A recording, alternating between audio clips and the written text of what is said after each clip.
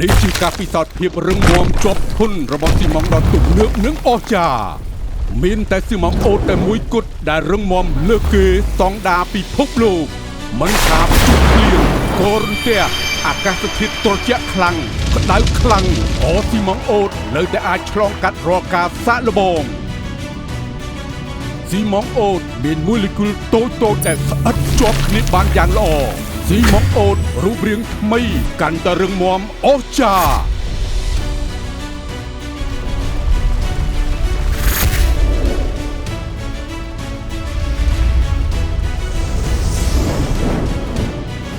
ស៊ីម៉ុងអូតជាក្តីសង្ឃឹមសម្រាប់មនុស្សជំនាន់ក្រោយនិងអនាគត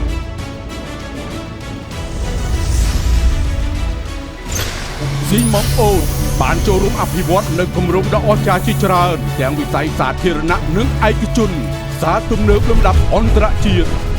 ផ្លូវថ្នល់ស្ពានច្រើនបាត់ខ្វែងទំនប់ទឹក